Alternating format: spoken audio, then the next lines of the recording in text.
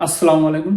ইদানিং পর্তুগালে বেশ পরিমাণ আপনার ওয়ার্ক পারমিট ভিসা হচ্ছে, যার কারণে অনেকেই আপনার বাংলাদেশ থেকে পর্তুগালে আসছেন, যাদের খরচ হচ্ছে আপনার 20 থেকে 25 লাখ টাকা এরকম। আমার দেখা মতে আর কি, আমার 2-3 জন ভাইয়ের সাথে কথা হয়েছে, যারা হচ্ছে আপনার একজন 23 লাখ টাকা দিয়ে আসছে, আবার একজন 19 লাখ টাকা খরচ করে আসছে।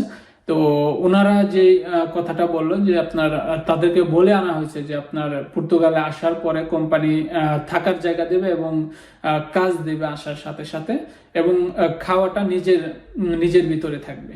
তো এইখানে যখন তারা আসছে, আসার পরে তাদেরকে একটা হোটেলে তোলা হয়েছে। হোটেলে আপনার কয়েকদিন থাকার পরে বলা হয়েছে যে আপনারা যার যার কাজ সে খুঁজে নেন, কারণ কোম্পানিতে কোনো কাজ নাই।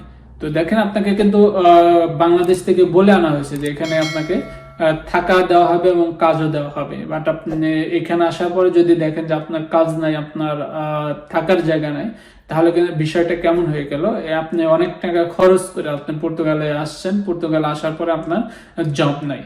এমনি পর্তুগালে আপনার প্রচুর পরিমাণ জব সংকট আছে, যার কারণে হচ্ছে আপনি ইজিলি কিন্তু আপনার জব খুঁজে পাবেন না, এবং থাকার জায়গাটাও আপনি কিন্তু খুব সহজেই পাবেন না। কারণ হচ্ছে যে আপনার এখানে একটু হাউজিং ক্রাইসিস আছে। আপনার থাকার যে জায়গাগুলো, এটা আপনার পাওয়াটা অনেক ডিফিকাল্ট হয়ে যায়।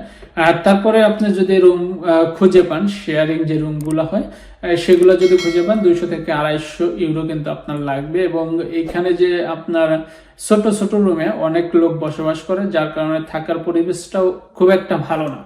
আমার এরকম দেখা আছে যে আপনার পুর্তো শহরে এবং লিসবন শহরে আমি দেখছি যে একটা রুমে 10 জন করে লোক থাকে। বেশি রুমটা কিন্তু বেশি বড়ও না। তো এরকম আপনার প্রিপারেশন থাকতে হবে যে আপনার এরকম জায়গায়ও পড়তে পারেন।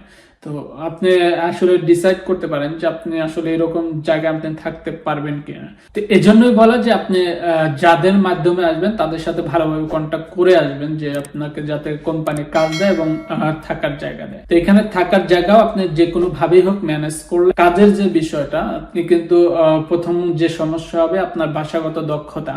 কারণ আমরা যারা নতুনে আসি তাদের কিন্তু ভাষাগত দক্ষতা থাকে না। পর্তুগিজ ল্যাঙ্গুয়েজ যদি আপনি না জানেন, তাহলে কিন্তু আপনি পর্তুগিজ যে রেস্টুরেন্ট গুলো আছে বা কোম্পানি গুলো আছে, সবগুলো আছে, সেখানে কিন্তু আপনি জব পাবেন না। সেক্ষেত্রে অবশ্যই বাংলাদেশি ভাইরা যাদের সবগুলো আছে, আপনি সেখানে কিন্তু জব নিতে পারবেন। এবং এটাও কিন্তু সবসময় অ্যাভেলেবল থাকে না তাদের, মানে পর্তুগালে এমনি লোক সংখ্যা বেশি হওয়ার কারণে আপনার জবগুলো সবসময় পাওয়া যায় না। আপনি খুঁজে খুঁজে যদি আপনিও একটা জব পেয়ে যান, সেখানেও কিন্তু আপনি আশানুরূপ স্যালারি পাবেন না।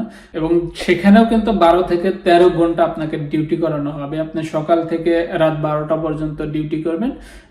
এত ঘন্টা কাজ করার পরেও কিন্তু আপনি যে আমাদের দেশের যে ভাইয়েরা আছে তাদের কিন্তু দোকানে কাজ করে, যেটা বাস্তবতা আর কি, আপনি তাদের মন পাবেন না। এবং আপনাকে যে স্যালারিটা দেওয়া হবে সেটা নামে মাত্র স্যালারি, জাস্ট আপনার থাকা খাওয়াটা পুরোভাবে হয়ে যাবে। তো এইরকম ভাবে আপনার কাজ করতে হবে। তো এই ভিডিওটা করার একটাই উদ্দেশ্য যে আপনারা যারা বাংলাদেশ থেকে নতুনে আসবেন, চেষ্টা করবেন যে আপনার ভাষাগত দক্ষতা যেটা আছে সেটা বাংলাদেশ থেকে কিছু বেসিক আপনার পর্তুগিজ ল্যাঙ্গুয়েজ শিখে আসার জন্য। এবং আপনি যে যাদের মাধ্যমে পর্তুগালে আসবেন তাদের সাথে ভালো করে কন্ট্যাক্ট করে আসবেন, যে আপনাকে এখানে আসার পরে কাজ দিবে কিনা, থাকার জায়গা দিবে কিনা। যদি আপনি এখানে এসে দেখেন যে আপনার কাজ নাই, আপনার থাকার জায়গা নাই, তাহলে কিন্তু বিশাল সমস্যায় পড়ে যাবেন নতুন অবস্থায়। কারণ আপনি নতুন অবস্থায় কোনো কিছু বুঝে উঠতে পারবেন না। তারপরে হচ্ছে আপনার বাংলাদেশ থেকে আমরা যারাই আসি তাদের কিন্তু ম্যাক্সিমামই কিন্তু আপনার ধার করে টাকা আনতে হয় অনেক টাকায়। কারণ 20 থেকে 25 লাখ টাকা কিন্তু সবারই ক্যাশ থাকে না। তো এই জিনিসটা আপনার মাথায় নিয়ে আসবেন যে আসলে আপনি এখানে আসার পরে এই টাকা কতদিনে শোধ করতে পারবেন, এবং আপনি যদি কাজ না পান তাহলেও কিন্তু বিশাল একটা সমস্যায় পড়ে যাবেন। তো সবাই ভালো থাকবেন, এবং আসার আগে অবশ্যই ভালো করে কন্ট্যাক্ট করে আসবেন আপনি যাদের মাধ্যমে আসবেন। আল্লাহ হাফেজ।